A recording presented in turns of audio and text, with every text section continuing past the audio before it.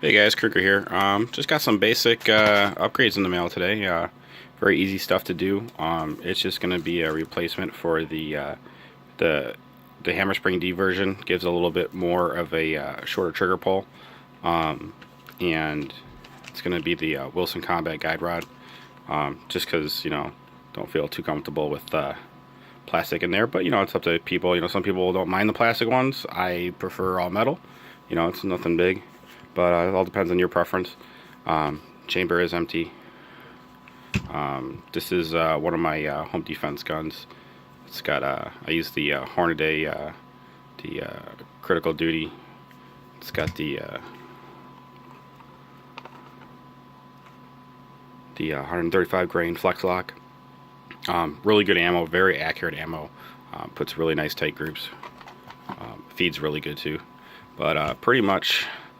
The D-spring is for, so obviously you have, when your hammer's already cocked back, you have the short trigger pull already.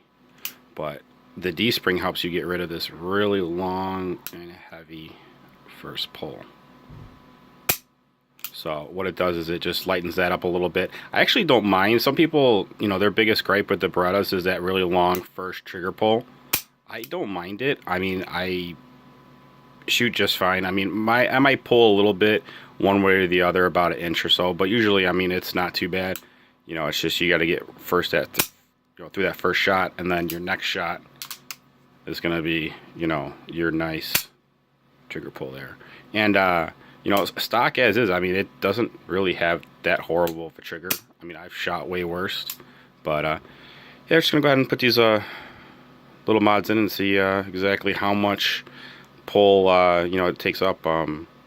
I mean, I don't have a gauge or anything, but I'm just just going by hand, and stock, it does take quite a bit of pressure. So all right, get back to you after they're put in.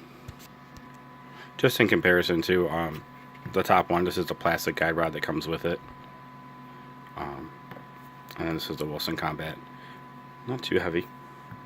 It's got the flutes in there to help disperse the debris and dirt, and it's supposed to hold the lubrication better. This one does have the channels in them, just not as pronounced. But yeah, I mean, I'm kind of old school. I kind of like heavy metal where it counts, and that's just plastic, whereas this one is metal. So alright guys, all done. I'm not going to show you this disassembly and installation. There's plenty of YouTube videos that show how to remove the spring in the back here, and I mean, obviously there's a bunch of videos to show you, as well as doing the guide rod. Very simple. Swap, replace the new one with the the old one with the new one. But basically all you need is just for the spring, you just need a hex key set, like a Craftsman. It's just a bunch of different ones, and you just go through till you find the right one you had, that you need. Nothing too big. It's just just basically find whichever ones are gonna fit into the screws there. Basically you just remove these screws, the top one on both sides, and when you pull the grips off, you're gonna see a roll pin right there, and what you do is you push down on the ring here. You push it down to take the pressure off, and then you just push that pin out to the other side. This plastic piece will pull out.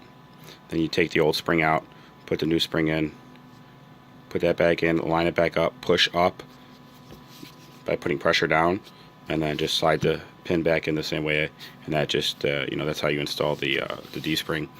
And I tested it out already for function check just before I put the grips back on, but there is a huge difference. I mean, it's not a match grade trigger by any means, but I mean, it does take quite a bit off the pull.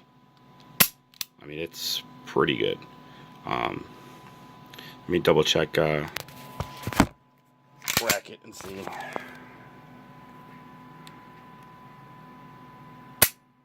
I mean, it's a tad lighter on both, but definitely your main trigger, your main trigger squeeze is going to be a lot better. So I mean, for the small amount of money that you spend on the spring is totally worth it. I think it was like $5.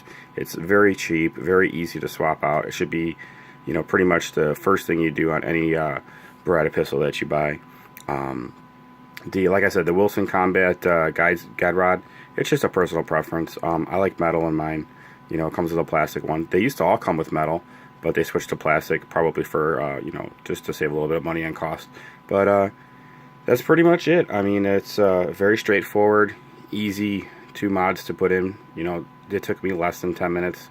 I had to stop recording because I don't have 2 hands. I'm holding, you know, the camera with the other one. But I mean, I don't have a trigger gauge, but it is a hell of a lot nicer. Alright, thanks for watching.